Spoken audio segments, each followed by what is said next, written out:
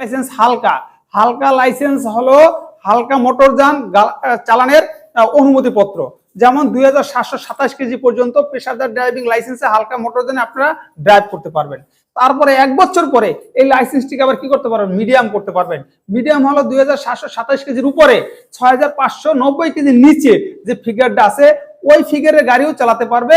আর যে light licence যেটা আছে 2727 কেজির নিচে যে গাড়িগুলো আছে এগুলোও চালাতে পারবে। তারপরে আবার 1 বছর পরে এই লাইসেন্সটিকে আবার কি করতে পারবেন, হেভি করতে পারবেন। হেভি করতে পারবেন। তাই হেভি করার পরে আপনি 6590 কেজির উপরে যে গাড়িগুলো আছে এই গাড়িগুলো আপনি চালাতে পারবেন। ওই যে 6590 কেজির নিচে যে গাড়িগুলো আছে এগুলো চালাতে পারবেন। ওই যে হালকা লাইসেন্সের 2727 কেজির নিচে যে গাড়িগুলো আছে এগুলোও চালাতে পারবেন। তার কারণ কি, আপনি তো লাইট লাইসেন্স পেয়েছেন কখন, প্রশিক্ষণ নিয়েই তো পেয়েছেন। মিডিয়াম লাইসেন্স পেয়েছেন কখন, মিডিয়াম গাড়ির প্রশিক্ষণ নিয়েই তো মিডিয়াম লাইসেন্স পেয়েছেন। হেভি কখন পেয়েছেন, হেভি দিয়ে প্রশিক্ষণ নিয়েই তো হেভি লাইসেন্স পেয়েছেন নাকি। এর মানে কি যার হেভি লাইসেন্স আছে সে নিচের গুলা সবই সে চালাতে পারবে, সেটা সরকার অনুমোদিত। কিন্তু আমি লাইসেন্স হলো কি লাইট, ক্ষমতা কত 2727 কেজি পর্যন্ত, চালাই নিলে কি ট্রাক, এটা কিন্তু সরকার অনুমোদিত দেয় নাই। এর কারণ কি, আপনার সার্টিফিকেট আছে কি 5 পাসের, আপনি এখন এসএসসি পাসের একটা ছেলেকে সার্টিফিকেট দিতে পারবেন? এসএসসি পাসের ছেলেটাকে পড়াতে পারবেন? পারবেন না। তদ্রূপ এই সেক্টরও কিন্তু এই রকমের।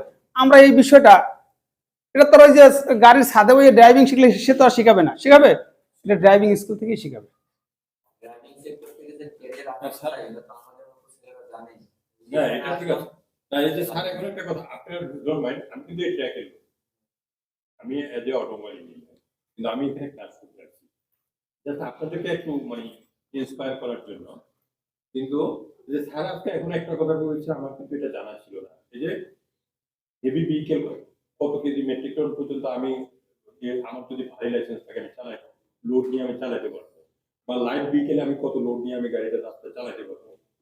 হ্যাঁ, যেটা হালকা মিডিয়াম যেটা স্যার বললো এটা কিন্তু আমার আগে জানা ছিল না। এই যে এখন আমার ক্যাশ আছে, স্যারের কথাটা আমার এখন মাথায় ধরছে, এখন আমি এটা ছাড় দিতে পারবো চ্যাটজিপিটি কে বা গুগলকে বললে, তখন আমাকে আরো ইনস্ট্রাকশন দিবে। হ্যাঁ, তবে রোড সাইডে স্যার যেটা বলছে, আমি আরেকটা জিনিস, এটা কিন্তু আমি অনেক স্টাডি করছি কিন্তু আমার মাথায় ঢুকে নাই। কিন্তু আমার স্যারের একদিন আমি প্রথম ক্লাস যখন আসছি, স্যার যে মেথডে শিখাই দিল, শেখানোর পর আমি যখন আবার এটা ইউটিউবে আপনারা দেখবেন, আপনারা যদি কেউ মানে ড্রাইভিং লাইসেন্স তো থাকবেই সবার, বিদেশে যদি কেউ যান, স্যার বাংলাতে যেভাবে বুঝাচ্ছে, আপনি একেবারে বাংলা বোঝার পরে আপনি দেখবেন যে ইউটিউবে যখন যাবেন, ইউরোপে যখন ড্রাইভিং লাইসেন্স দিবেন এই সাইনগুলো আসবে বিভিন্ন কষ্ট করে।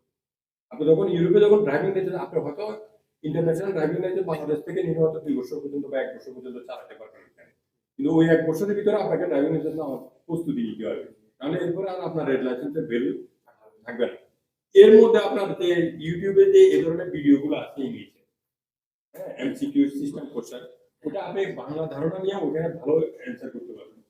আমি একটা জিনিস দেখলাম, আমি ইউটিউবে ছাড়া আপনার ক্লাসটা 15 দিন করার পরে আমি ইউটিউবে ইউরোপের যখন এগুলো দেখলাম ইউটিউবে, আমার সবগুলো আমার এখন ক্লিয়ার হয়ে গেছে। তাহলে এখন আমরা বাঙালি, তাই না? আমি যদি এখান থেকে ল্যাঙ্গুয়েজ তো ইংলিশ, তখন আপনি চলে আসবে অটোমেটিক্যালি যে এটা তো আমার বাংলা, আমার এই ধারণা নিচ্ছে, আমার এটাই হবে। আমরা যদি বাংলা এখান থেকে ভালো করে বুঝে যাই বা শিখে যাই, তাহলে ওখানে আমি ইউরোপ কান্ট্রিতে যাই, আরব কান্ট্রিতে যাই, ওখানে আরবিতে লেখা থাক বা চায়না ভাষায় লেখা থাক বা ইংরেজিতে লেখা থাক, তাহলে নিয়ম তো একই, কারণ এটা রূপ তো একই, নিয়ম তো একই।